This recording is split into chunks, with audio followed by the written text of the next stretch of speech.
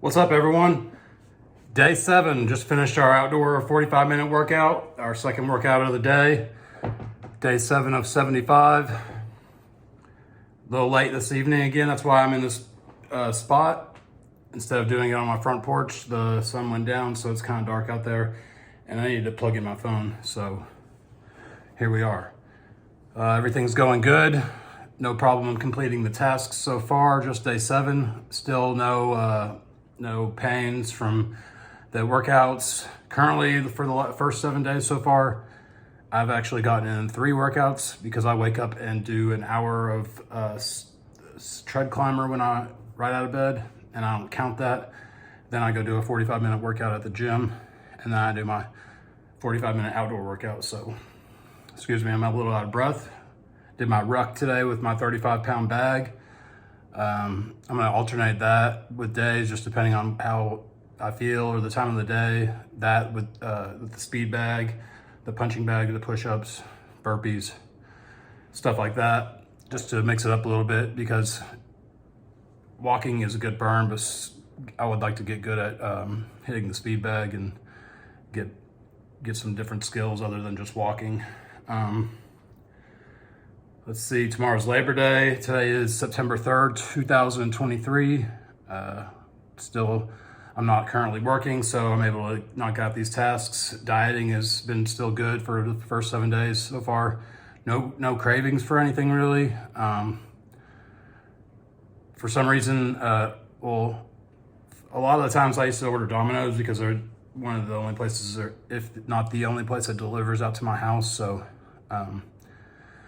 I get sucked in on Domino's quite a bit, and I thought about it for a brief second today. Not that I was gonna order it, but I just thought of eating it and the taste of it, and I kicked that craving so fast. Usually, guys, cravings last like 20 minutes. If you can get your mind on something else and just distract yourself for 20 minutes, those cravings will go away, and you won't want what you wanted at the time.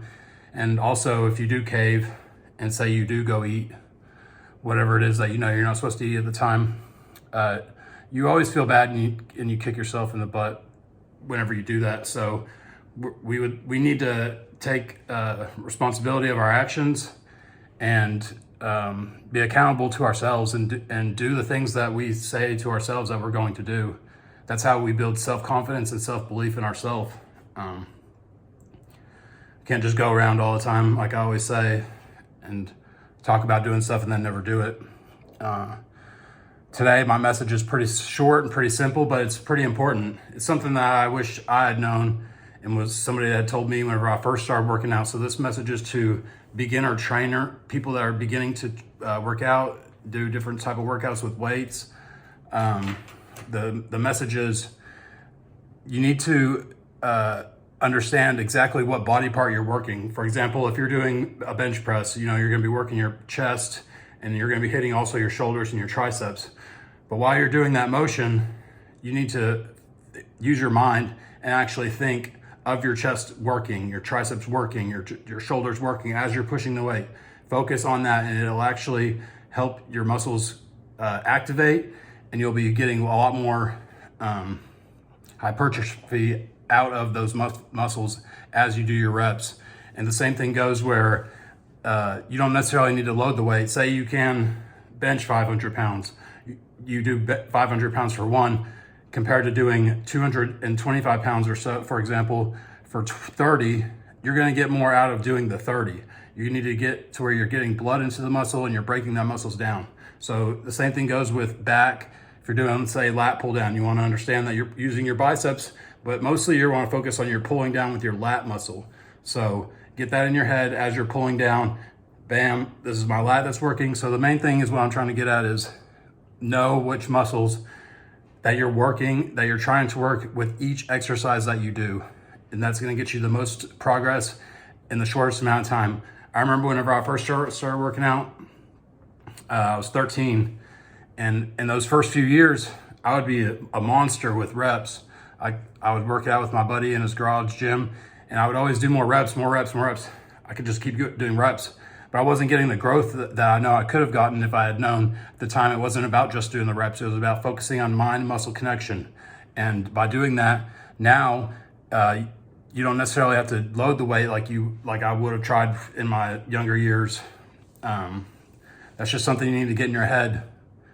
When you go into the gym, you pick which body parts you're working out, whether you're doing a push-pull leg split, whether you're doing a bodybuilder split where you separate the muscles even more throughout the week, whether you're just doing upper days and no lower days, whether you're doing full body workouts. You just need to know what muscles you're working when you get onto each exercise equipment, and that'll get you the furthest progress and in the quickest amount of time.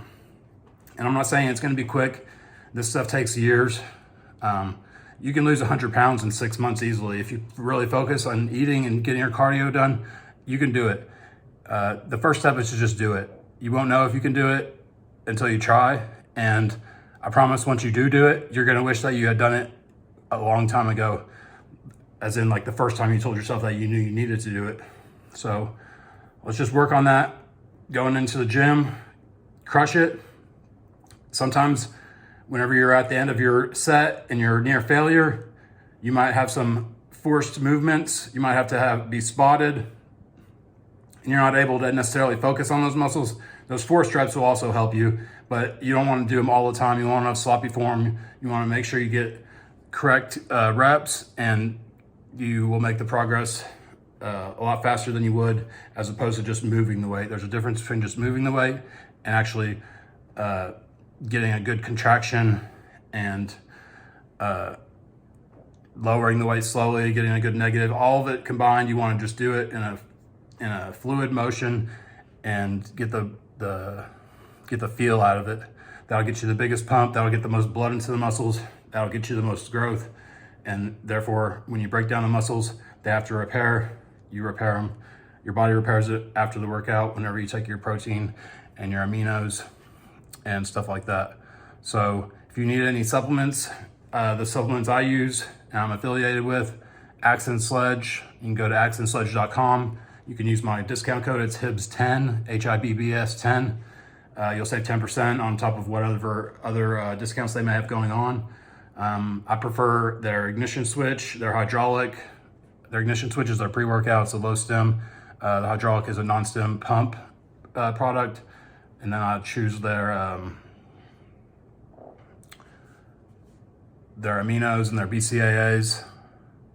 The Shark Bite flavor is my favorite right now. But anyways, if you're into those things and you want to get the what I say as the best products in the market right now, it's what I'm using. You don't have to use them. You can if you want. Also, while it's here right in front of me, this is the book I'm reading. It's called The Power of One More by Ed Mylett. I know I've mentioned it in a few of my other videos. It's a very good book. I read it on my first time going through 75 Hard. Him and Andy, the guy that created 75 Hard, and this guy, Ed Mylett, are business partners. They have a business group called the Arate Syndicate, and Arate stands for excellence. So it's a group of individuals, business owners, and people that are set on becoming better people throughout for everyone in their lives. And I just really look up to this man. He's said a lot of great things that have led me to the path that I've been on for these last 5 years since I really took personal development seriously.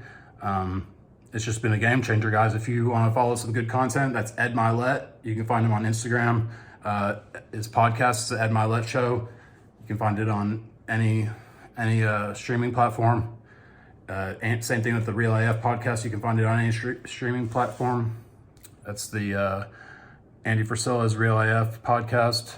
I highly encourage everybody to listen to those two. Those are my favorites. Those are my go-tos. I listen to one or the other every day, even if it's an old episode, if there's nothing new out. But that's about it for today.